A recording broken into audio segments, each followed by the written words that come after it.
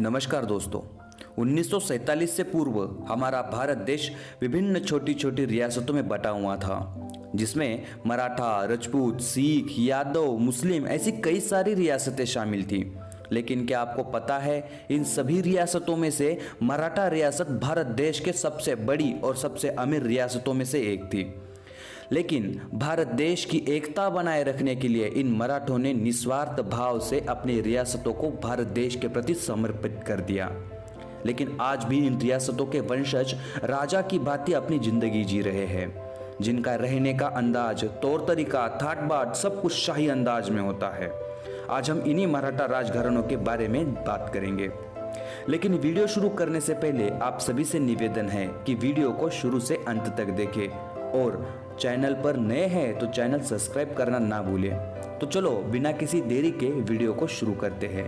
हमारे आदर्श छत्रपति शिवाजी महाराज, जिन्होंने मुगलों के प्रति जंग लड़ते हुए अपने हिंदवी स्वतंत्र स्वराज्य की स्थापना की थी। छत्रपति शिवाजी महाराज की मृत्यु के पश्चात यह स्वराज्य धर्मवीर छत्रपति संभाजी महाराज जी को प्राप्त हुआ। लेकिन छत्रपति संभाजी महाराज जी ने भी धर्म के लिए अपना दिव्य बलिदान दिया। छत्रपति संभाजी महाराज जी के बलिदान के बाद यह स्वराज्य राजाराम महाराज जी को प्राप्त हुआ। छत्रपति राजाराम महाराज जी के मृत्यु के बाद छत्रपति शिवाजी महाराज जी का यह परिवार दो अलग अलग रियासतों में बट गया, जिससे हमारे हिंदुस्तान में दो अलग अलग पावरफुल रियासतों ने जन्म लिया, जिनके नाम है कोल्हापुर संस्थान और सातारा संस्थान। दोस्तों, हम पहले कोल्हापुर रियासत के बारे में जानकारी लेंगे।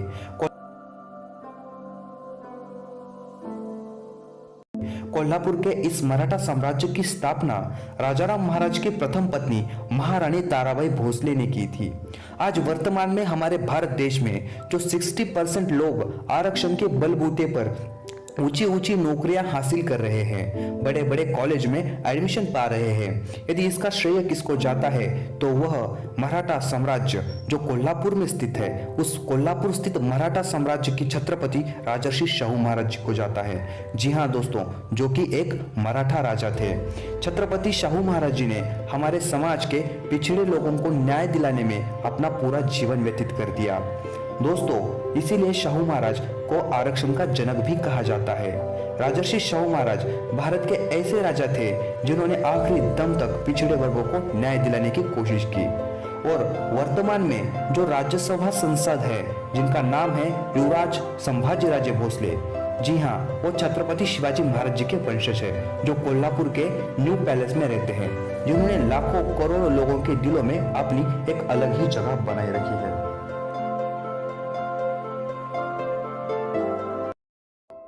सातारा के मराठा राजघराने की स्थापना श्री छत्रपति शाहूजी महाराज प्रथम ने की थी। 16वीं शताब्दी में पूरा हिंदुस्तान मुगल साम्राज्य के अधीन हो चुका था। तब भारत के सभी राजाओं ने मुगलों के सामने अपना सर और घुटने टिका दिए थे। उस वक्त सातारा रियासत के छत्रपति शाहूजी महाराज एक उत्कृष्ट योद्धा एवं प्रभावशाली शासनकर्ता थे, जिन्होंने पेशवा, शिंदे, होलकर, पवार, गायकवाड़, नागपुर के भोसले जैसे होनहार वीरों को अपने साथ शामिल कर लिया, जिन्होंने महाराष्ट्र के साथ साथ अफगानिस्तान में स्थित अटक शहर तक अपना मराठा साम्राज्य को फैला दिया था। तभी तो मराठी में अटके पार झंडा गाड़ला, इस प्रकार की एक कहावत प्रसिद्ध हुई। अब तो दिल्ली के बादशाह भी मराठों के शरण में आ चुके थे। इस राजघराने के वंशज श्री छत्रपति उदयनराजे भोसले है, जो वर्तमान में भाजपा पार्टी के सांसद है, जो महाराष्ट्र में सबसे ज्यादा फॉलो किए जाने वाले व्यक्तियों में से एक है।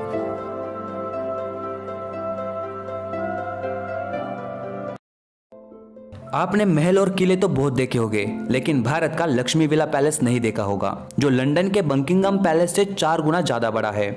इस पैलेस को 1890 में बनाया गया था। लक्ष्मी विला पैलेस वडोदरा के राजाओं का शाही निवास स्थान है। गायकवाड़ वंश के राजाओं ने इसे बनाया था। यह दुनिया का सबसे महंगा और सबसे बड़ा निजी पैलेस है। यह पैलेस बनकर तैयार हुआ था तब यह दुनिया का सबसे महंगा पैलेस था। इस महल में जो कुआं है, उस कुएं की सीढ़ियां बनाने के लिए राजा ने 9 लाख सोने के सिक्कों का इस्तेमाल किया था। इस महल के बच्चों को स्कूल जाने के लिए निजी ट्रेन भी शुरू की गई थी। दोस्तों, आपको यह जानकर हैरानी होगी कि यह पैलेस किसी और का नहीं, मराठा राजवंश के जो गायकवाड़ है उनका था। गुजरात के वडोदरा क्षेत्र पर लगभग 226 साल तक इन्होंने शासन किया, जिसमें वडोदरा, सूरत, नवसारी, आणंद जैसे प्रदेश समाविष्ट थे।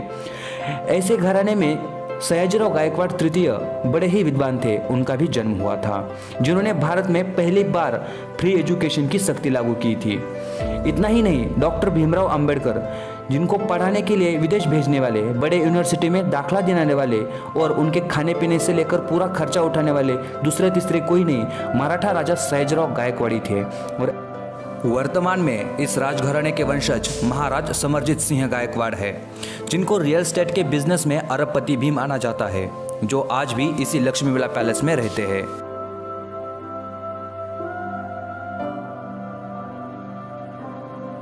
ग्वालियर के मराठा साम्राज्य की स्थापना वीर योद्धा राणोजी शिंदे ने की थी।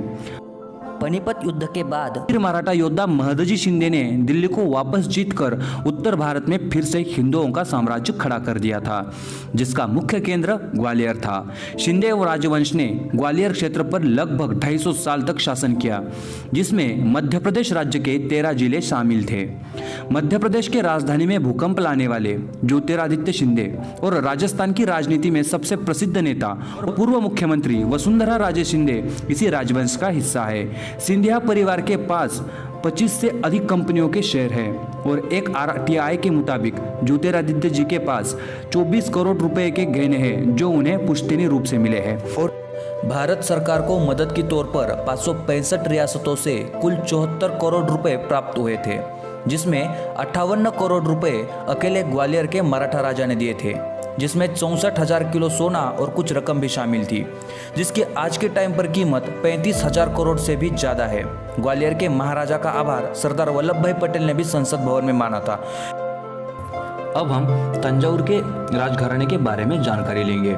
तमिलनाडु राज्य में स्थित तंजावुर के मराठा साम्राज्य की स्थापना छत्रपति शिवाजी महाराज जी के सौतेले भाई वेंकोजी राजे भोसले ने की थी।